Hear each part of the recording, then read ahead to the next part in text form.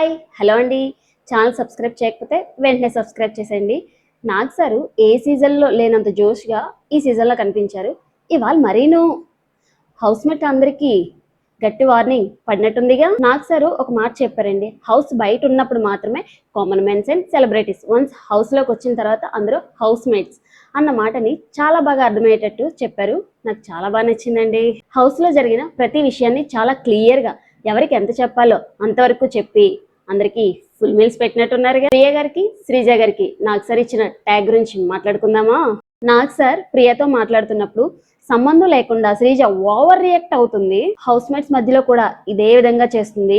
ఈవిడ బయట ఉన్నప్పుడు సపోర్ట్ చేసిన వాళ్ళే లోపలికి వెళ్ళిన తర్వాత ఎందుకు పంపించావురా అని ఫీల్ అవుతున్నారు.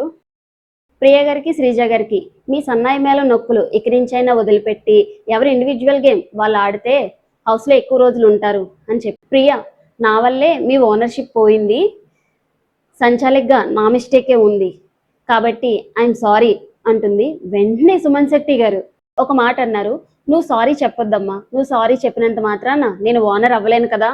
సుమన్ శెట్టి గారు అలా అంటే దానికి నాగ్ సారు అక్కడుండే జనాలు అందరూ షాక్ అవుతారు. నాగ్ సారేటి నేనే షాక్ అయ్యాను. సంజన గారు ఇన్నాళ్ళకి మీ కళ నెరవేరిందండి, ఇంకా హౌస్ మేట్స్ కి పట్ట పగిలే చుక్కలు కనిపిస్తాయి. కెప్టెన్ అయిన తర్వాత హౌస్ ని చాలా బాగా చూసుకున్నారు. అదే ఇప్పుడు ఓనర్ అయ్యారంటే ఇంకా హౌస్ ని అల్లాడిస్తారుగా. చూడాలి మరి సంజన గారు అంటే ఏంటో. దమ్ము శ్రీజ గారు మీరు అగ్ని పరీక్షలో ఉన్నప్పుడు ఇలా లేరండి, హౌస్లోకి వెళ్ళిన తర్వాత మీ బిహేవియర్ మొత్తం మారిపోయింది. మీరు మీ గేమ్ గురించి తప్ప అనవసరమైన విషయాల్లో ఎక్కువ ఇన్వాల్వ్మెంట్ చూపిస్తున్నారు. రీతు గారు ఫస్ట్ మీరు హౌస్ మేట్ అన్న విషయాన్ని గుర్తించుకోండి. కెప్టెన్సీ టాస్క్లో మిమ్మల్ని సంచాలకుగా పెట్టినప్పుడు హౌస్కి అయ్యే కెప్టెన్ గురించి ఆలోచించడం మానేసి పవన్ కెప్టెన్ కావాలని మీరు గేమ్ని అన్ఫేర్ చేసిన పవన్ కెప్టెన్ కావాలని మీరు గేమ్ని అన్ఫేర్ చేసి చుట్టూ ఉన్న అందరితో సింపతి గేమ్ ఆడారు, అది మీకే నెగిటివ్ అవుతుందండి. ప్రియ గారు మీరు హౌస్లోకి రాకముందు ఇలా లేరండి, హౌస్లోకి వెళ్ళాక పంచలేడు నేర్చుకున్నారు. ఇంట్లో మాటలు తప్ప ఒక్క అడుగు కూడా ముందుకేసినట్లు నాకైతే అనిపించట్లేదు.